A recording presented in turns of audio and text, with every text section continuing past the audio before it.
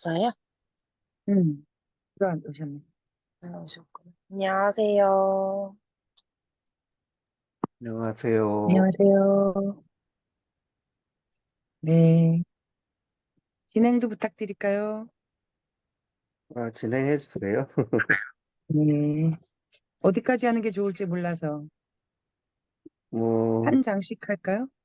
예, 그렇게 하죠. 단락으로. 그러면 제가 먼저 반 정도 읽을게요. 예, 자연 치유력이 우리 몸에서 하는 역할. 사람은 누구나 자연 치유력을 몸속에 지니고 태어난다. 자연 치유력이 정상적으로 작동될 때 우리는 건강한 심신을 유지해 피부가 칼에 베이더라도 시간이 지나면 다시 붓게 된다. 피부에 연고를 발랐기 때문이 아니라 자연 치유력으로 상처가 아무는 것이다. 하지만 잘못된 생활 습관, 외부로부터 들어온 유해 물질 때문에 자연 치유력이 약화되면 신경계, 면역계, 호르몬계의 불균형을 초래해 건강하지 못한 상태가 된다. 생명을 지키는 면역력, 서구화된 식생활, 환경오염, 고령화로 인해 만성질환인 생활습관병이 기하급수적으로 늘어나고 있다. 이에 따라 증상만 없애주는 현대의학이 치료의 한계를 느낀 사람들이 대체의학이나 자연의학에 많은 관심을 가지고 있다. 이러한 보완적인 의학의 저변에는 우리 몸의 자연 치유력을 복원시켜서 면역력을 키우고 스스로 건강을 회복하게 하는 자연의 원리가 최상의 치료법이라는 인식이 깔려 있다. 그럼 자연 치유력을 키우려면 어떻게 해야 하는가? 우리 몸은 30조 개의 세포로 구성되어 있다. 이 세포들은 저마다 역할과 기능이 다르며 재생 주기도 제각각이다. 우리 몸은 매일 100억 개 이상의 세포가 세대에 교체된다. 이러한 세대 교체가 정상적으로 이루어지려면 많은 영양소가 필요하며 세포의 세대 교체에 필요한 영양을 공급하는 것이 바로 혈액이다. 따라서 깨끗하고 영양가 있는 혈액이 공급되면 혈관도 뚫리고 세포도 양질의 영양소를 공급받아 정상적으로 재생된다. 혈액이 깨끗해지려면 음식의 소화 과정에서 나오는 노폐물과 인체의 외부로부터 유입되는 각종 유해 물질, 세균이나 바이러스 등을 퇴치하고 청소해주는 백혈구의 기능이 중요하다. 이를 면역력이라고 한다. 면역력이 높을수록 바이러스나 질병에 걸릴 가능성이 낮다. 승혜 리더님 읽어주세요. 네.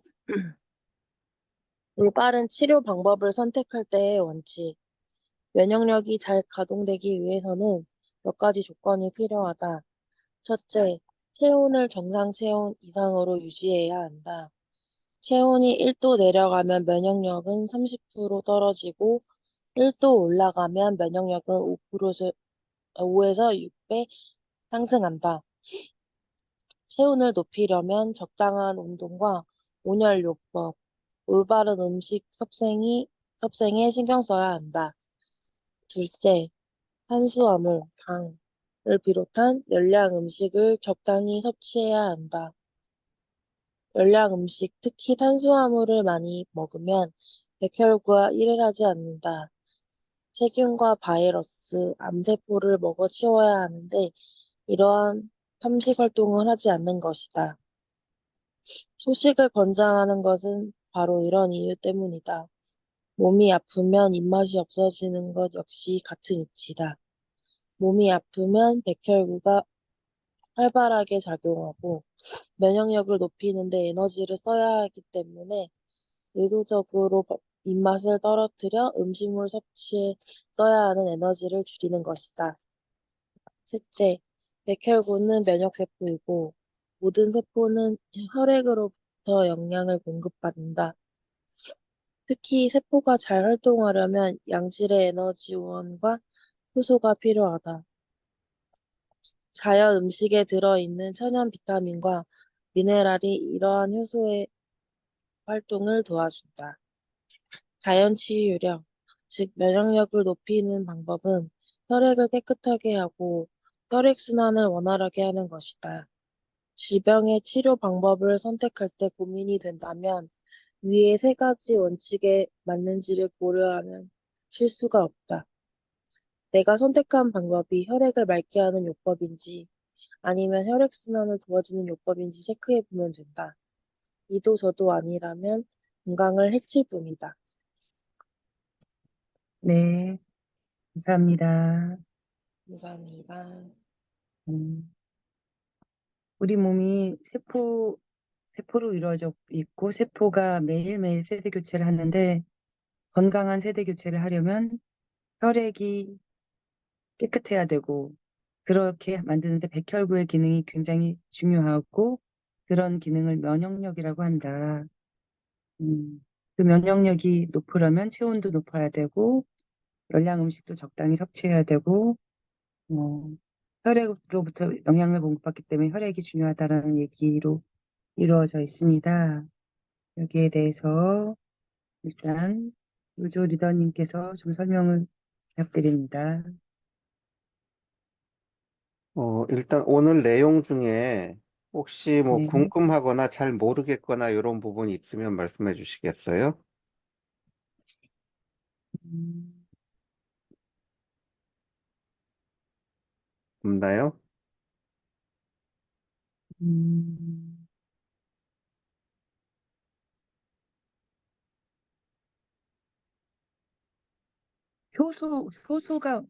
효소의 역할에 대해서 좀 궁금했어요.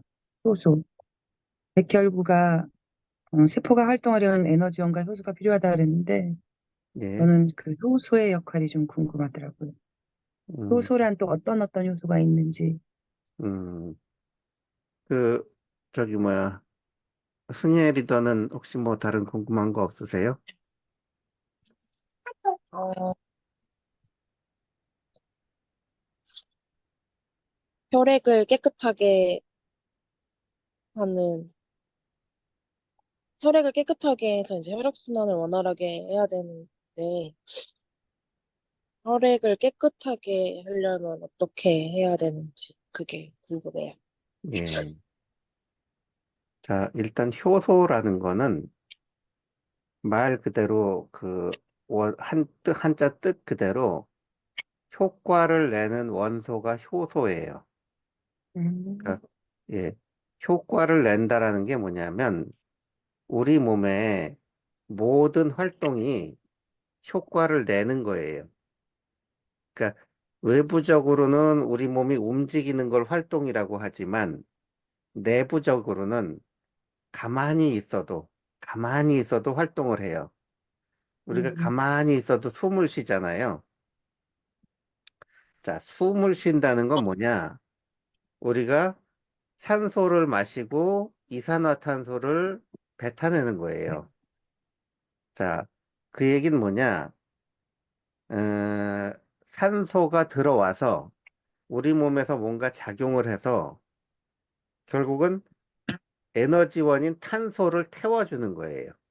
예. 그러니까 에너지원을 갖고 뭔가를 하는 거예요, 우리 몸에서. 그게 제일 첫 번째가 제일 우리가 하는 활동 중에 가장 첫 번째가 뭐냐면 뭔가를 하려면 에너지원이 필요하잖아요. 예, 에너지원이 필요하기 때문에 소화라는 게 반드시 필요해요. 우리가 뭔가 에너지원을 먹어서 그게 우리 몸에 흡수가 돼야 모든 작용을 할 수 있잖아요. 그래서 소화 과정이 제일 필요하다.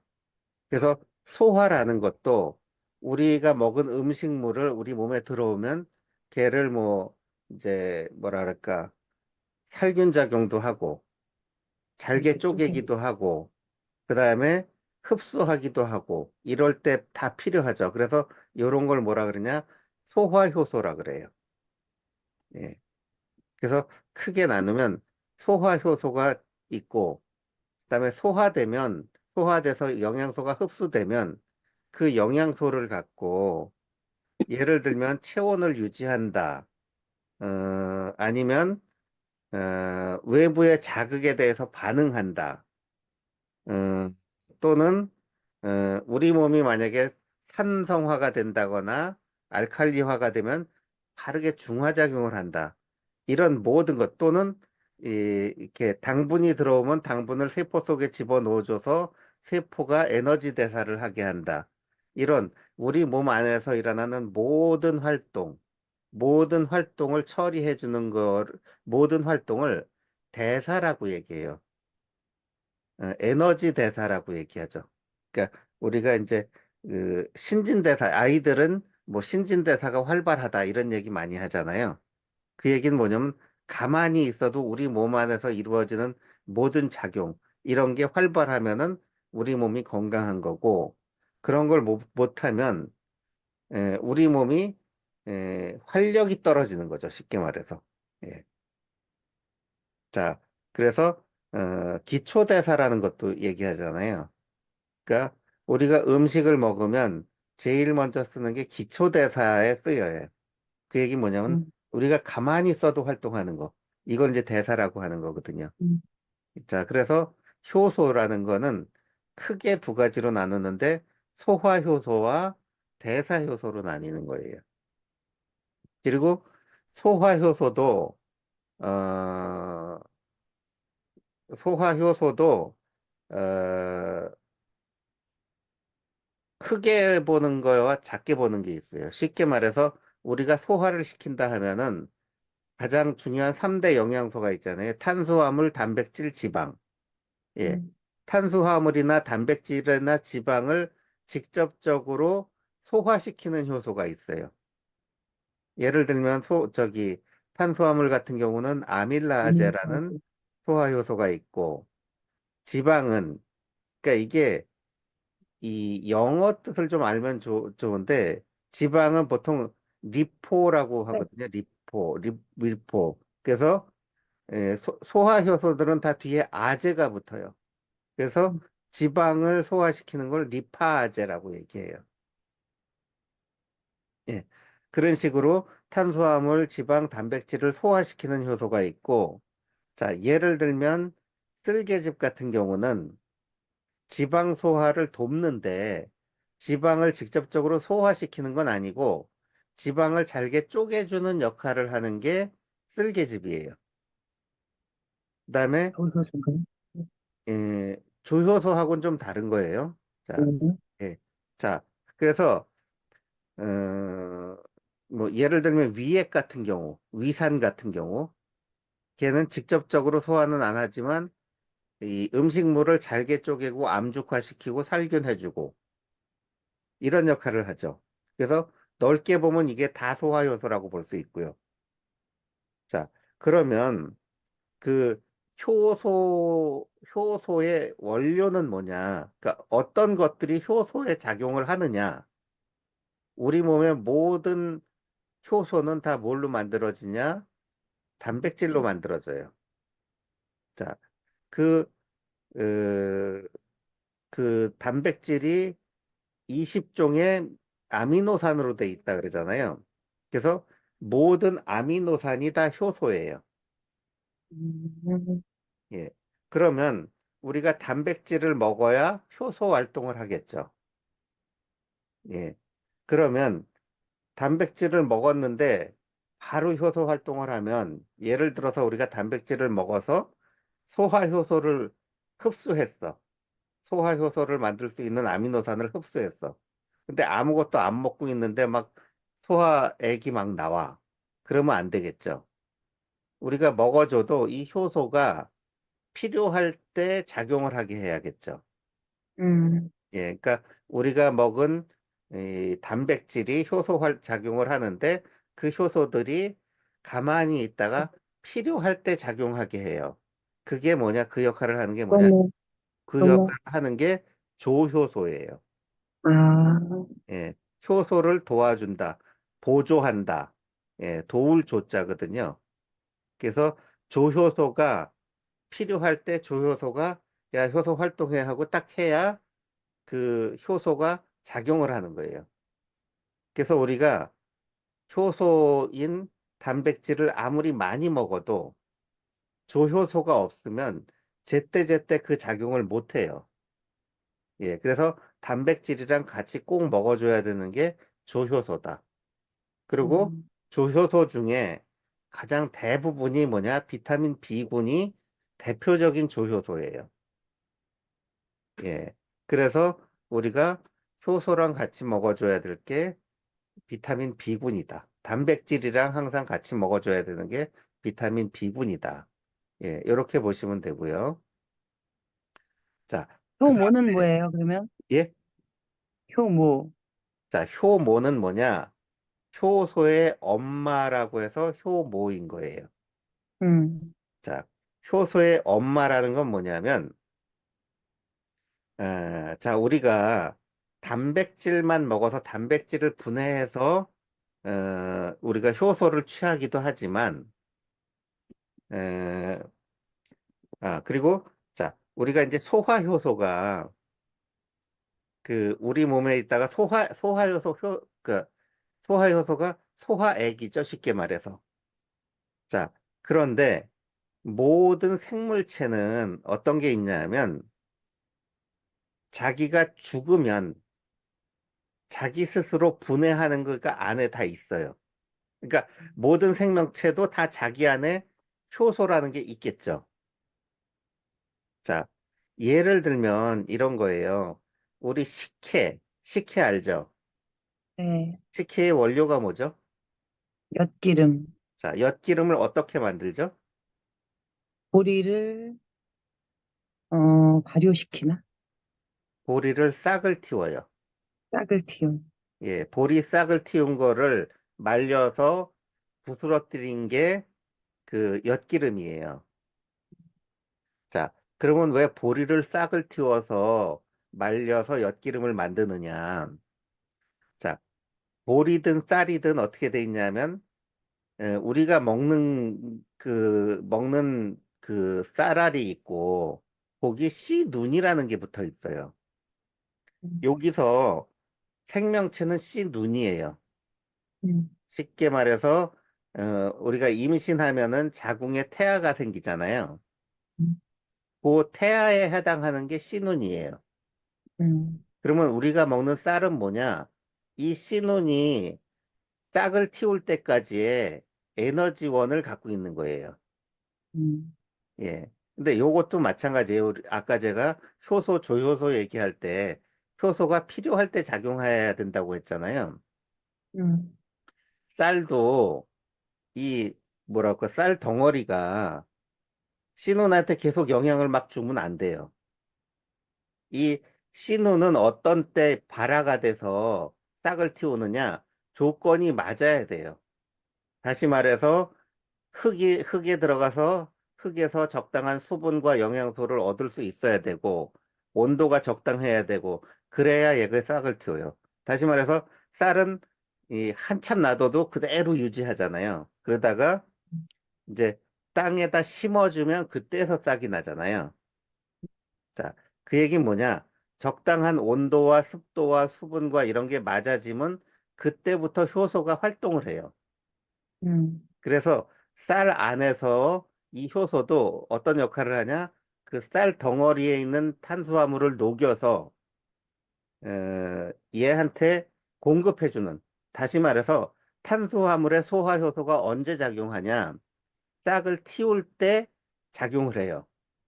음, 자, 요런 거를 효소가 작용한다 그래서 발효라고 하는 거예요.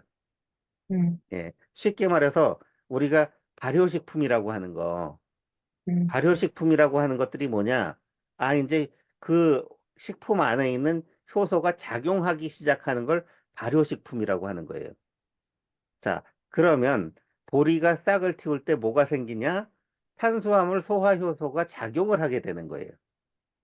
그래서 엿기름은 뭐냐? 탄수화물 소화 효소가 되게 많은 식품이라는 거예요. 자, 그러면 우리가 엿기름을 만약에 먹었다 그러면 그 안에도 저기 탄수화물 소화 효소가 많이 들어있죠. 음, 그러면 굳이 우리 몸에서 탄수화물 소화 효소를 안 내보내도 되는 거예요. 음, 자, 발효식품이라는 게 뭐냐? 발효식품이라든가 효소식품이라는 게 뭐냐? 우리 몸에서 쓸 소화 효소가 그 음식 자체에 많이 들어있는 거를 음, 어, 발효식품 내지는 효소식품이라고 얘기하는 거예요. 음, 자, 그러면 효소의 원료는 아미노산이라 그랬잖아요. 그 음, 아미노산을 갖고 소화효소도 만들고 대사효소도 만드는데 우리가 소화효소를 절약하면 대사효소를 많이 만들 수 있어요. 음, 우리가 과식을 하면은 소화효소를 많이 소모해야 되니까 대사효소가 모자라. 그러면 소화는 시키는데 대사 활동이 잘 안 되는 거예요. 그래서 음, 많이 먹으면은 뭐 저기 영양소를 많이 섭취할진 몰라도 그 다음에 처리를 잘 못할 수 있어요. 또는 이렇게 자체적인 소화 효소가 많이 있는 식품을 먹으면 우리가 소화 효소를 절약할 수 있어요. 예. 그래서 효모라는 건 뭐냐? 어, 이 효소를 작용하게 하는 효소의 엄마가 효모인 거예요. 자, 이스트비라는 게 그 뭐죠? 그 맥주의 원료인 메가를 갖고 만들어요. 보리를 갖고 만들어요. 근데 엿기름이랑 비슷한 거예요. 엿기름이랑 비슷하게 이 효소가 작용할 수 있게. 그러니까 효모라는 것도 효소가 작용할 수 있게 하는 거죠. 그래서 이스트비가 소화에 도움이 된다 하는 거는 이스트비 안에 소화 효소가 많이 들어 있어요. 그러면 어떤 음식이든 이스트비랑 같이 먹으면 이스트비가 이 효소의 작용을 도와줘서 자체적인 소화 효소가 많이 생기게 해서 우리 몸에서 나오는 소화 효소를 아낄 수 있게 하는 게 음. 이스트비고 그게 이제 효모인 거예요. 네. 예. 그래서 이제 우리 몸의 모든 작용을 하는 게 효소다. 이제 추가적으로 얘기하면 그러니까 이 효소라는 것도 몸 밖으로 나가는 게 있고 몸 안에서 작용되는 게 있어요. 그래서 소화액 같은 경우는 우리가 이 그러니까 소장이나 대장 같은 건 몸 밖이라고 얘기하잖아요. 그걸 이제 확실히 이해하고 있어야 되는데, 자, 몸 밖으로 배출되는 효소가 있는 게 대표적인 게 소화효소인 거예요.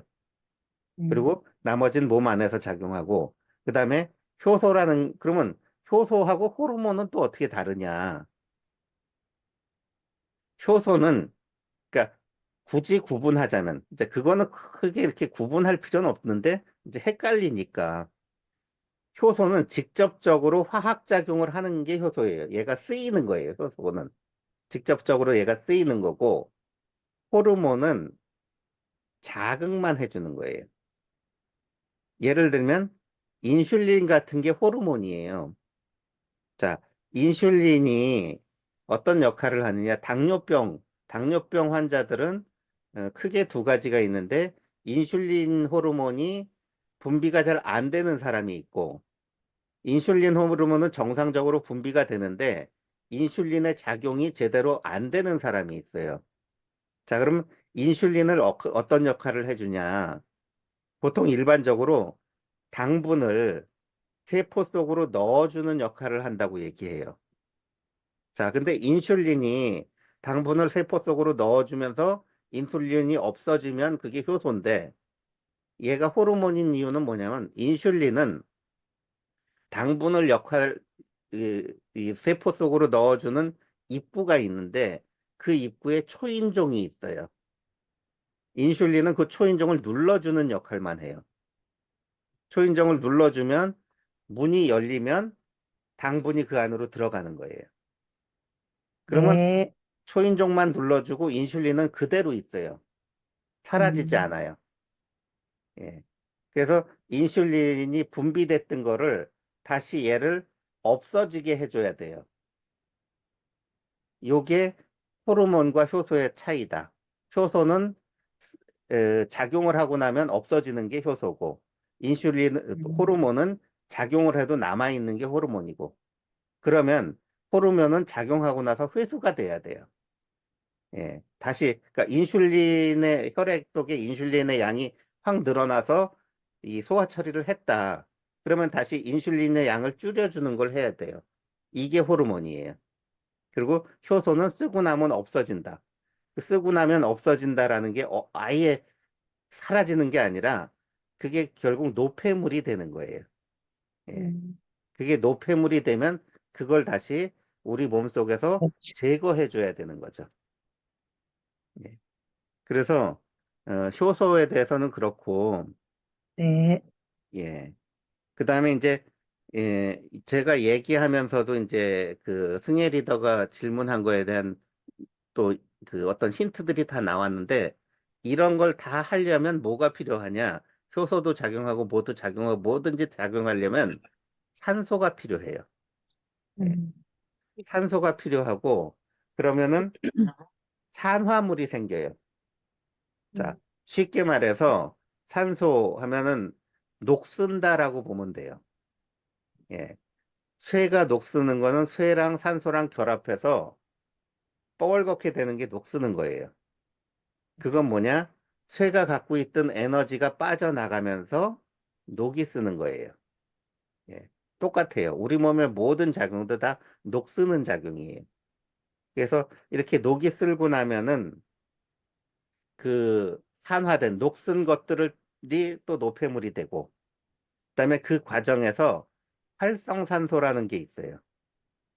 사실 뭐 활성산소가 따로 있다기보다는 그건 이제 좀 더 설명이 필요한데, 어쨌거나 우리 몸의 모든 작용을 하게 되면 그 작용 후 남는 게 노폐물이다.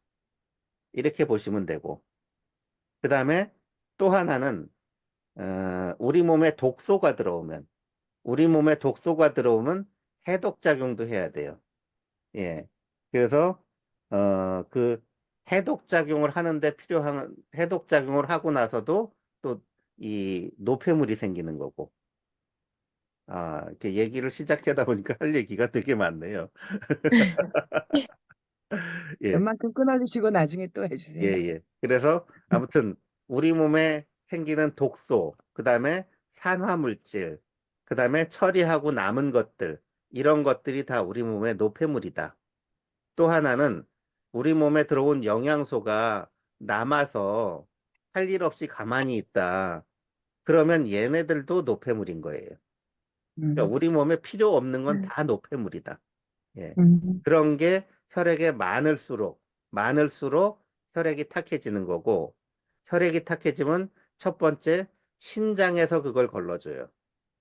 예, 신장에서 그걸 걸러주는데, 신장에서 걸러주는 거 외에 우리 몸에서 바로바로 그런 것들을 집어먹는 애들이 이 백혈구인 거예요. 특히나 남는 영양소, 남는 영양소 내지는 어, 우리 몸에 잘못 들어온 균들.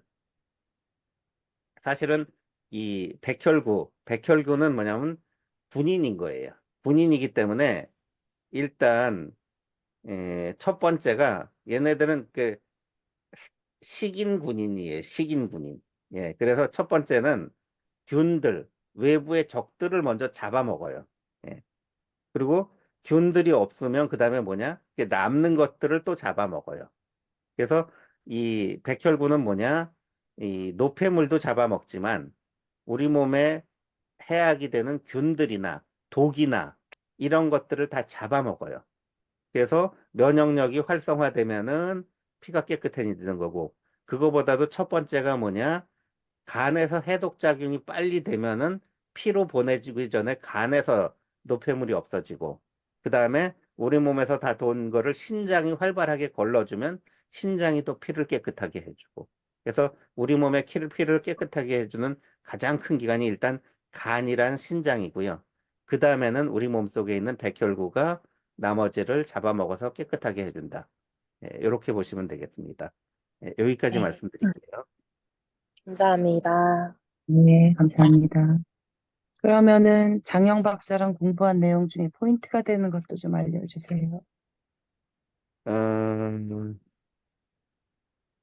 그 포인트는 그 저기 동영상 하나 공유를 해드릴게요.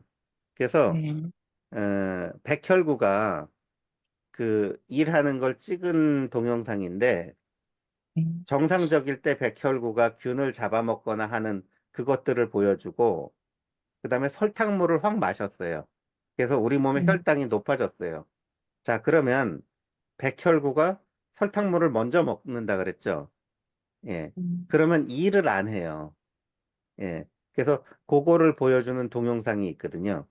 그래서 네. 예, 여기 나와 있는 그 부분을 그냥 설명한 건데, 이 올바른 치료 방법을 선택할 때의 원칙의 두 번째, 열량 음식을 적당히 섭취해야 한다.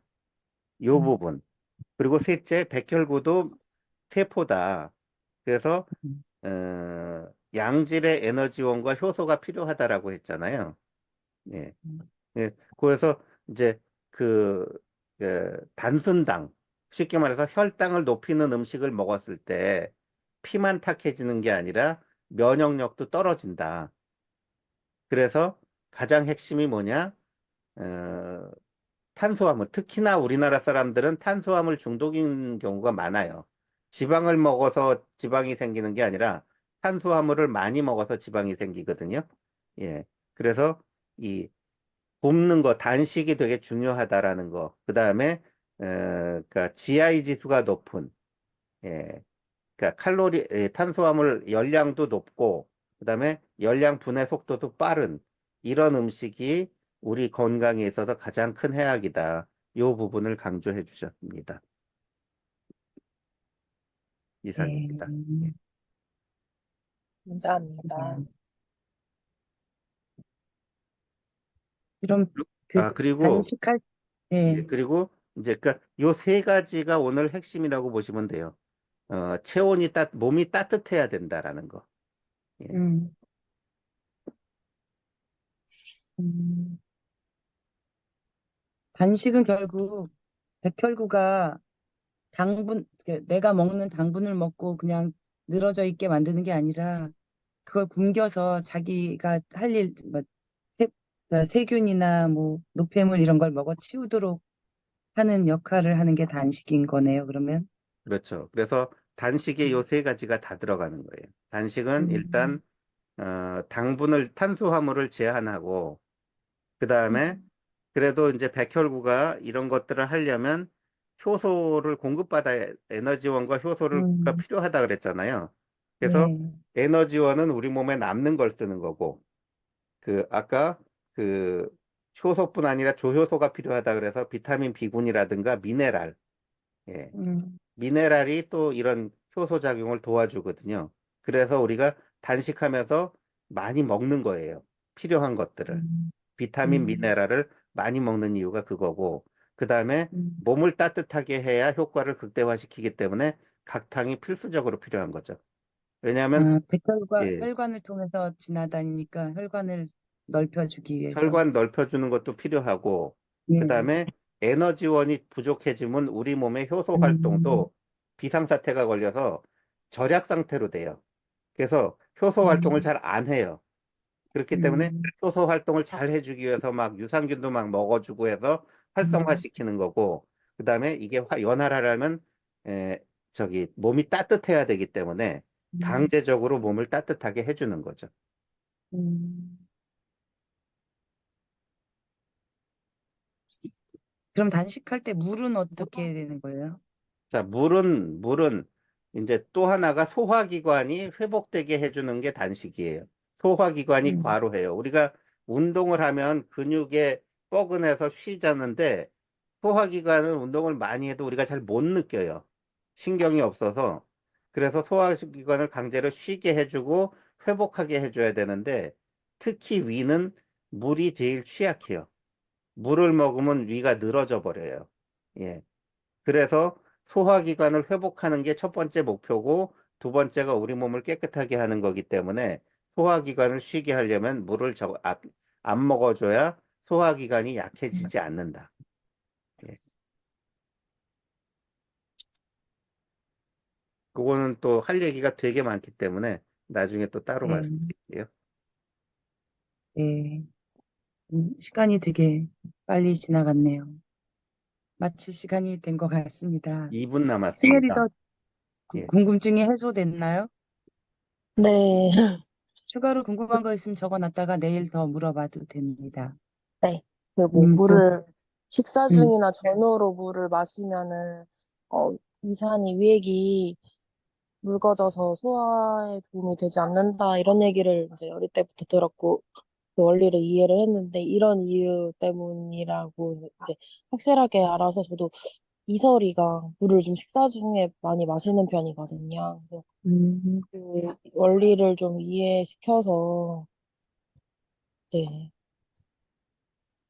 네, 그러면 혹시 네, 내일은 시작하기 전에 물 먹는 법에 대해서 네, 네, 물에 대해서 잠깐 먼저 말씀드릴게요. 네, 네, 감사합니다. 네, 그럼 마치겠습니다. 감사합니다. 감사합니다. 네, 봐요.